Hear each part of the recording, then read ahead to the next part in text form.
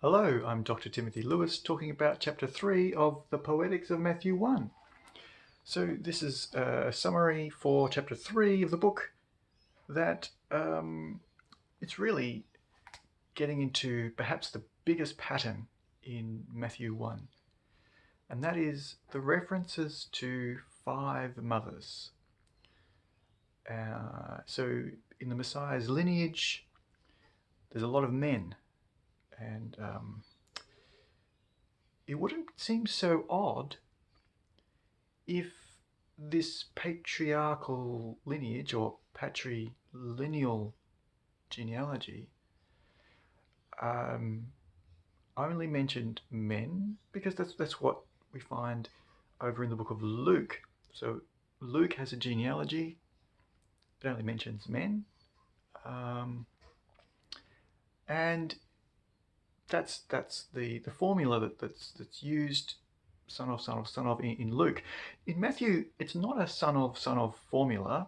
It moves forward from Abraham to Isaac to Jacob, but it doesn't list names. It uses a verb. He progenerated.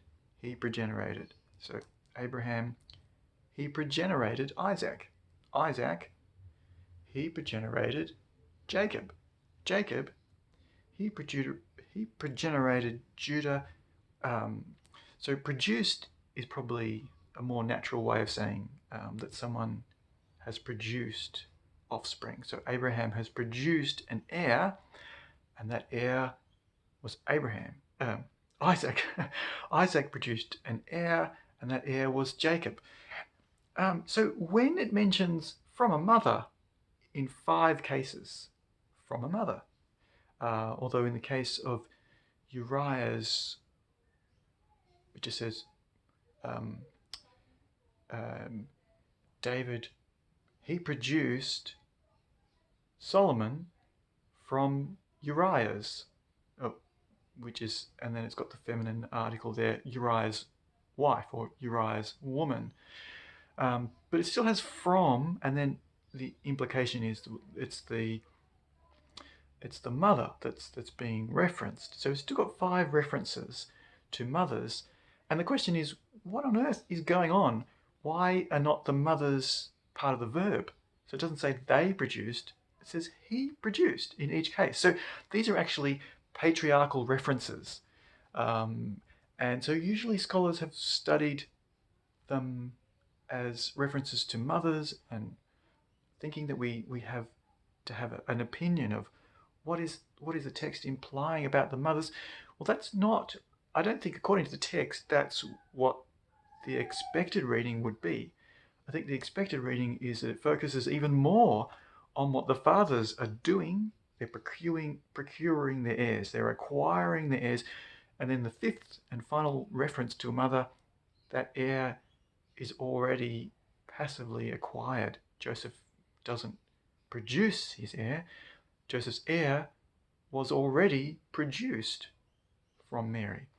So that's the pattern that's being asked of us to notice and compare those 5 cases, those 5 paternities. So it's a comparison of 5 paternities. And so chapter 3 is really just showing the pattern, not in terms of why there is a pattern, but just looking at who else has noticed that that's what the text is asking us to do, is to compare the paternities, to compare Joseph with the previous cases of fathers who produced an heir, and then telling us how they produced that heir. So that's all that chapter 3 is doing, is just setting up that question of, well, that seems to be what we're expected to be comparing, is the paternities. And then I found 5 quotations where other scholars seem to be willing to compare the fathers, as if it was an interesting idea to do. And so then I'm saying, well, this is something that we probably should pursue. It's not just an interesting idea, it's an idea that comes from the text. It's what the text is expecting us to do. Yeah, so that's a summary of chapter 3 of the book, The Poetics of Matthew 1.